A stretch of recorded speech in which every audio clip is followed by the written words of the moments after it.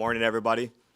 It's great to be here. Thanks for taking some time here on a Marquette game day. I want to open up by just saying thank you to Bill Scholl, to Mike Lovell, and to Mike Broker for accommodating us today and letting us do this. Kind of a cool story for Doc to be here today and do this. Thanks to Jimmy and Dee Haslam, Wes Edens, Jamie Dinan for their support and kind of unwavering commitment to winning. It's been incredible to kind of go through this with them in this process. Peter Fagan, his partnership has just been incredible as well. This has been a difficult couple of days, but a great couple of days. We talked a few days ago about identifying a coach that could lead and maximize this team's talent in a window where we have a real chance to compete. And, you know, we found Doc, we talked to Doc, we went at it with urgency as we talked about, and it's my honor today to be here and sit with Doc and introduce him as the next head coach of the Milwaukee Bucks. Doc Rivers. Well, hello, Milwaukee. It's great to be back. It took me a while. We'll say that. But for me, in short, I'll let you guys ask the questions about the team and stuff. Just personally for me, being back here is a dream. I think about Rick and Al and Hank. This is where I learned really most of my basketball knowledge. I came from three geniuses. I really did. I mean, they taught me basketball. They taught me life. Rick taught me all the restaurants in every city. So it's just really cool, being in a arena, like coaching in the arena and your jerseys hanging above you. I can turn to the players and say, guys, I swear to God I played basketball. Just look up. I swear that's me, So it's really cool, but I'd like to open up to whatever you guys have. You have microphones. Please raise your hand and identify yourself. Hey, John, first off, congratulations. Doc, congratulations to you as well. First, we know that you've coached great teams throughout your career. How have you seen this team perform, and what do you think that you need to do in order to maximize its potential? And by the way, I'm Melanie Ricks. I'm the team sideline and digital reporter. It's nice to meet you. Well, nice meeting you. Listen, I don't know yet. I just know who they are as far as, you see the talent. Obviously, I've coached against the talent. So, looking from afar, you think we got to connect this. We know they all can play, but we got to figure out is the best way for them all to play together and all to be great in what they do. Jim Lazarski, Milwaukee Journal-Sentinel. Hey, welcome back, Doc. John, quickly for you, as you said, you wanted to act decisively with urgency. So what's the timeline here on identifying Doc, then starting that process to get to this point? Yeah, I think we talked a little bit about it the other day, but when we decided with ownership and Peter and myself to make a decision, part of that decision was to try to identify a small group of coaches that we thought would fit the bill and to really try to test how much confidence and we would have in executing that. And really, that's what led to the decision. And really quickly afterwards, we identified Doc and targeted Doc, and it's been kind of a quick process after that, but we're glad that we got him. Yeah, and for me, it was just a strange day because I was flying to Dallas. I was going to do the ESPN game on that Wednesday, and I flew up early because I wanted to, spend time with my daughter who lives there, and Seth, my son-in-law, plays for the Mavs. And I'm terrible with my phone. You'll find that out. I have my phone off, and I walk in my daughter's house, and she's asking me about the news. I'm thinking that some political news had happened, and then she told me, and then I turned my phone on to a lot of messages. Urgent messages. Urgent messages that I hadn't answered. So it was a strange day. For you, Doc, this is I think one of the few things you haven't experienced in terms of taking over a team mid-season with this expectation. So what's your sort of immediate plan to jump in like this to get this team where it needs to go? Listen, I've never done this. I wouldn't wish this on anyone. I can tell you that just from the day and a half. But it's going to be a challenge. It's a challenge that I'm running towards. Got to get organized quickly. You know, can't try to do too much too soon. We're in the middle of a season, so we got to try to keep our rhythm. There are changes that we have to make. There's no doubt about that. And we'll start working on it immediately. You know, it's interesting. I looked at our calendar. You know, I should have waited until after All-Star break. You know, this is a tough stretch, but that's good too. Like I always say, good. I don't ever say bad. I do. You know, Rex back there. First thing, did you see the teams we're playing? And I said, good. Let's bring it on. Let's get it on. And we win them all great. We struggle great. Doesn't matter. Our goal is to be great by the end of the year. And but the biggest part of the schedule is probably 3 or 4 practice days left for the season, like good days. So we're going to have to do shoot-arounds. We're going to have to do things a little different. Eric Name, The Athletic. Welcome back, Doc. Thank you. I guess just for you, I'm assuming you were enjoying not coaching, the grind of not having that. What made this attractive enough for you to come back to coaching? Yeah, I mean, listen, what's today, Saturday?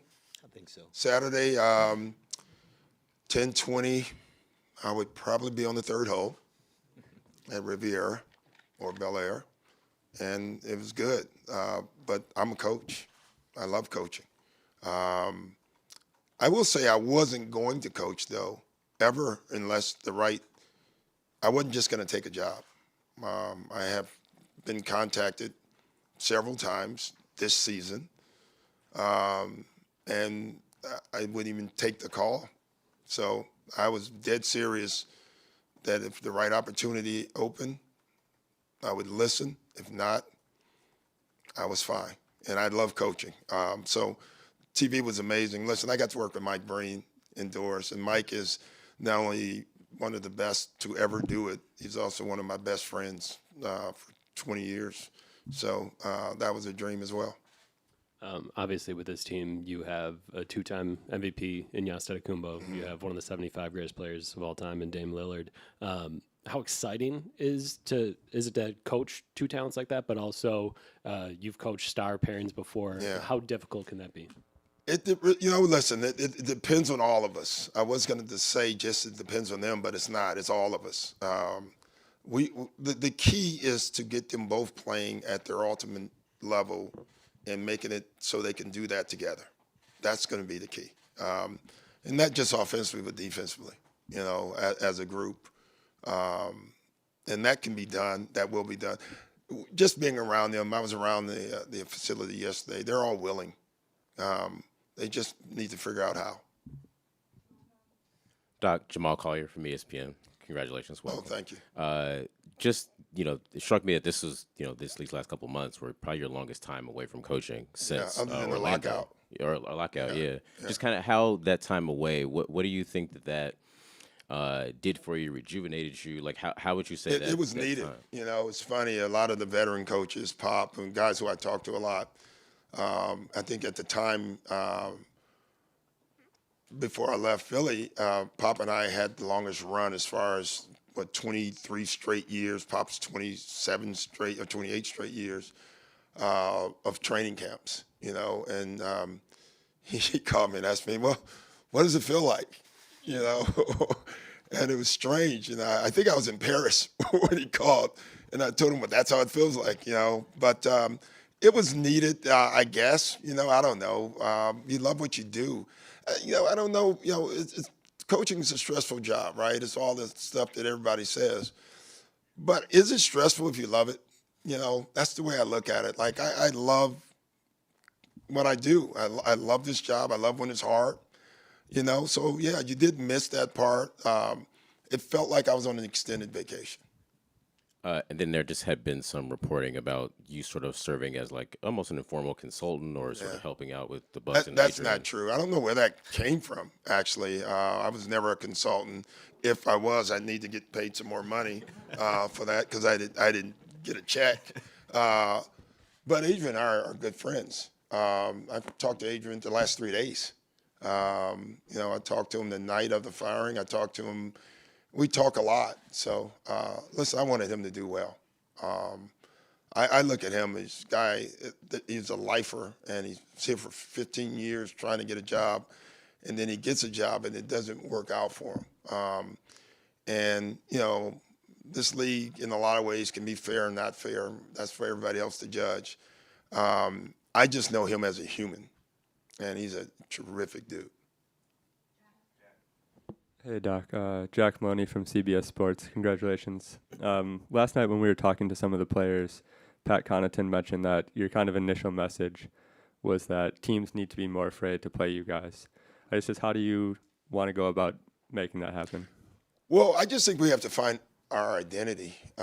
That's more the message. Like, if you're going to have fear of the deer, you got to fear the deer.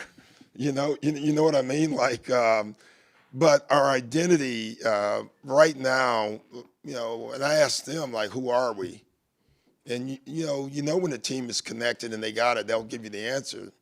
We don't have an answer yet. And we got to find, like, what are we? Who are we? Every year you're on a new journey. We have 5 guys here, I think it's 5, that have won a title, meaning the players, right? And so we have to make sure they understand that we want to do a lot of what they did, but you can't go on the same journey. Every year, the journey's different. Even if the same guys came back with the same coach and everything, that journey's different. And so we have to figure out who we're going to be and the type of journey that we need to go on to get what we want.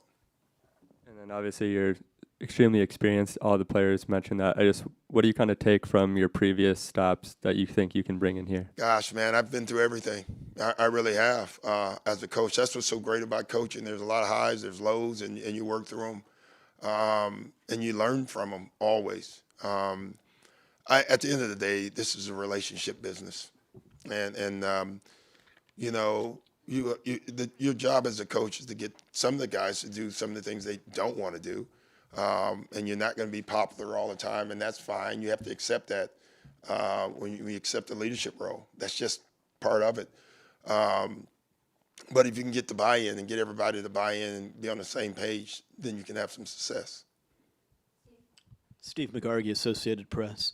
Congratulations. I was just wondering, the defense, much has been made this season about the drop-off in the Bucs defense compared to previous years.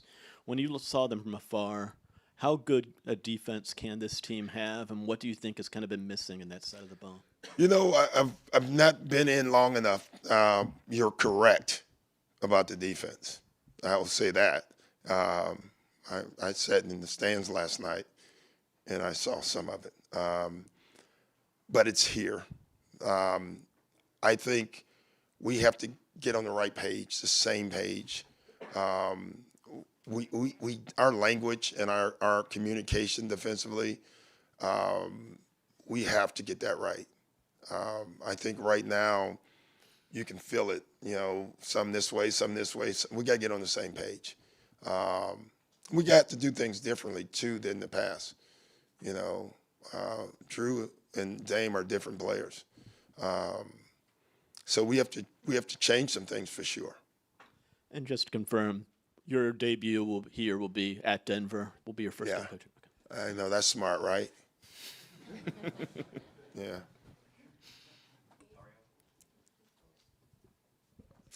Hey, Coach. Gabe Stoltz, BrewHoop.com. Obviously, you see Dame, Giannis, Chris highlighting the way for the Bucks, but there's some young talent on the team too. Marjan, Andre Jackson Jr. Just how do you envision developing that young talent on the roster? You asking me or John? Me? I don't know yet. I can't wait to get in the gym with them. That's the guys that I can spend time with because they're not high minute guys yet. But one of those guys is going to have to help us. Is the way I look at it from afar. You may get in the gym and that changes, but right now, I look at our young guys and one of these guys, maybe 2, but 1 for sure, will at some point have to help us. And that's our job as a staff to develop them. And it's not just develop them individually, it's more team development, to develop them to learn how to play with a veteran team. And people don't realize how hard that is for young guys. Every guy that comes out of college is the guy on their team. and now you join this team, and you have Giannis and Dame and Chris Middleton. You're not the guy on this team. And learning how to play in that role and being successful is extremely hard. But I really believe by the end of the year, one of those guys will definitely be able to help us. Doc, over here, Stephen Watson from Valley Sports, Wisconsin. First, if you didn't know, great golf here in Wisconsin. I do know, yes, yes. Not in mentioned- December, but anyway. You had mentioned receiving phone calls on the golf course from other teams, and you didn't answer them. Why did you answer this call? Because, I mean, come on, you know the answer. Giannis, Dame, really, that's the answer. Like, you look at their team, I don't ever know the list, right? What is it, 8 teams that have a legitimate shot? And I don't know if it's that high, but the Bucks are one of them, right? The other thing is they're built the way they're built with the veterans, and they're grown-ups. I thought that if you're going to jump into this at this time of the year, this would be the type of group that you have the best opportunity to connect and change the quickest. And so that's why I took the job, or took the call. Lance Allen, WTMJ TV. Doc, well, you in the back. Yep. Good to see you. I want to go back to what you said right at the beginning. Being here is a dream. Rick, Hank, Al, all the legacy stuff, the jersey, all that stuff. You had a pretty famous shot just down the street in '81. What does this city, what does this opportunity mean to you and because your name's come up before for this thing, but what does it mean personally to you, this city and this whole thing? It's hard to express emotionally. And from afar, and I've told John this is one of the places that I've always had circled in my life if I could ever, play here. I actually was pissed at Don Nelson for years because I thought he was going to draft me. I think he drafted Randy Brewer, and I'm just still pissed by that. It was the right choice at the time, I guess. So I never had the opportunity to play here, and then when I started coaching, listen, I'm not here if I don't go to Marquette, bottom line. I really believe that. Not only just the, like Rick, Hank, and Al, but the professors. I wasn't the greatest student when I came to Marquette, but I left a hell of a student. That was not my plan. I wanted to skate, and it was not allowed, and it changed my life. So coming back here to a place that changed me as a literal person is a dream. Hey, Doc. A little bit on Marquette there. I know you and Shaka have a relationship. Right. I don't know if you've talked with him throughout this week. Just if you have, how have those conversations gone? How cool is it to be less than a mile down the road from him? I've known Shaka a long time. Shaka recruited my son Austin and had him. Shaka was at the University of Florida, and Austin was he committed to Florida. And then Shaka left, and Austin left. He ended up going to Duke. So we've had a very close relationship from way back then. We've talked several times. When Shaka, other than John and ownership, I think Shaka may have been the first call, like the sarcastic get off the golf course, time to get back to real work conversation was from Shaka. Doc, real quick, can you confirm, are you here through 26, 27? Is that accurate? I don't even know all years. We don't comment on contracts. Oh, is that right? Yeah. Oh, that's fantastic. Okay. I don't even know the answer to that. Yeah. I just signed for a while. You referenced a gentleman earlier. Can you speak to any new assistants and what you're doing? 2 of them are back there. Rex and Dave will definitely be joining the staff. I don't know in what roles yet. This is different. Obviously, I've talked to about 7 coaches already who have done this. Some really good coaches who have actually done exactly this already. And every one of them I was hoping they would be the same thing, and that didn't go well because each one had a whole different story about how it went.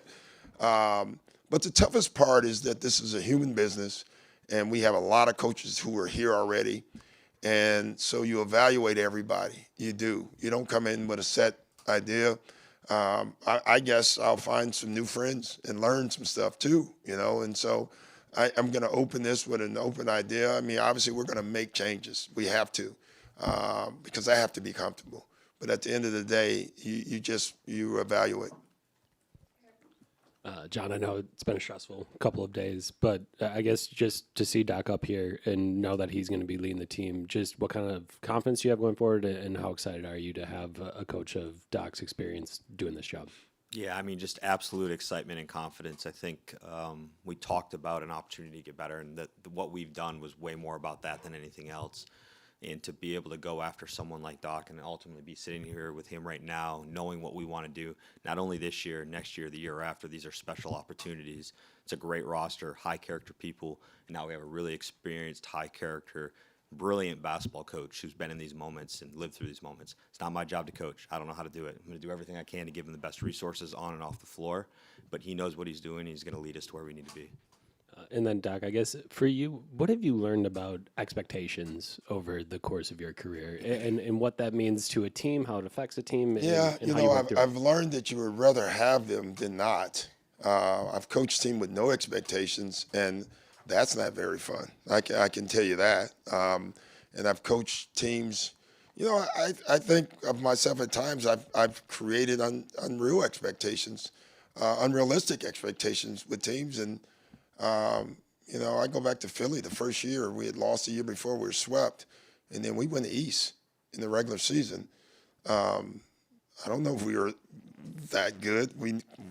Staff-wise, we kind of knew that going in, but we had a shot at it. So that's part of your job, is to build expectations. I learned that early on as a coach. It was interesting when I took the Boston job. I got a lot of calls from coaches to tell me not to take the job. The expectations would be too unrealistic. And I'm like, what? That's ridiculous. You want that, and you want expectations, and this team has them. Listen, knowing, and I'm going to use one line from a coach that I know well, is Bill Belichick. If you can coach a team where the expectations are, if you land the plane and you get off the plane and there's a parade, but if you don't land it, it's a crash, then you got the right team. And that's the way I look at it. Coach Dario Melendez, WISN 12.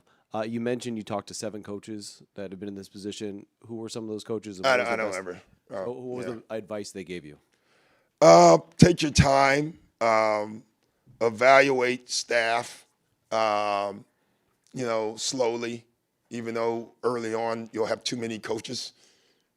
Evaluate all of them, you'll find a diamond. That's one I would say that a lot of them say you're going to find someone that you never thought can really be an asset to you, and then that guy will become part of your legacy and your coaching, and over communicate.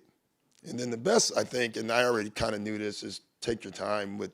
You can't, Dave and I were going over offense today, and we had 1,000 things on the paper. And I said, okay, we can only do one of these. You gotta keep them playing, and we can't get them playing in their head. So that'll be the difficult part.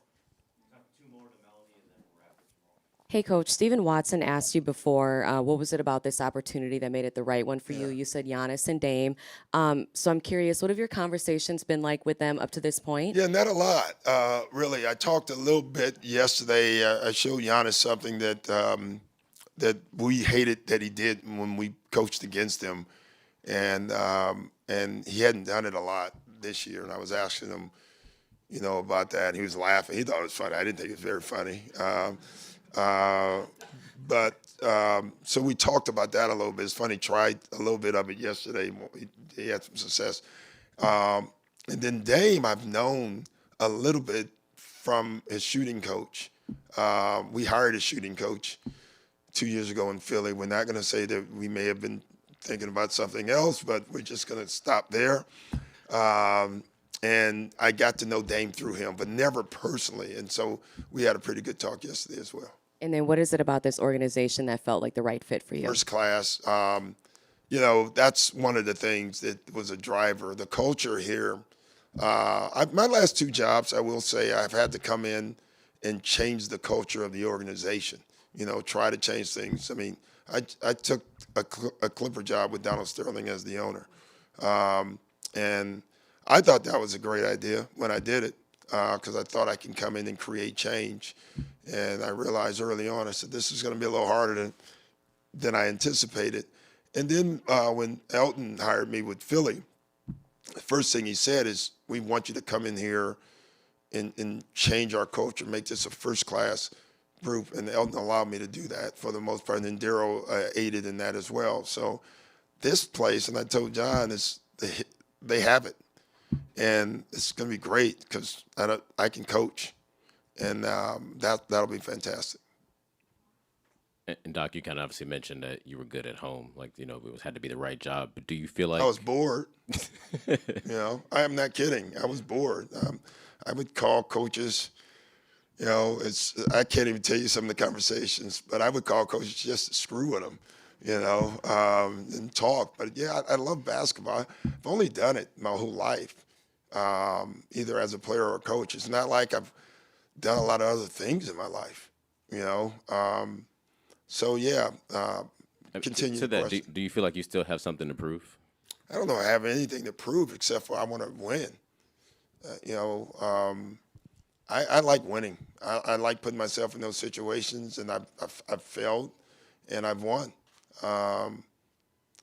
Man, I tell you, winning is it's something that you can't produce. Like you can't. Winning it all, it's it's like having a blood transfusion with everybody in a group in an organization, and once you get that in you, you want another one, and that's my pursuit. So I don't know if it's anything to prove there. It's just something that I want to do. Listen, Giannis, that's what he wants to do. Chris Middleton and Lopez, just because they've won one doesn't mean they don't want to win another. And Dame wants to win one. So, yeah, I got a hungry group. Thanks, guys. Thanks, everybody. Appreciate it.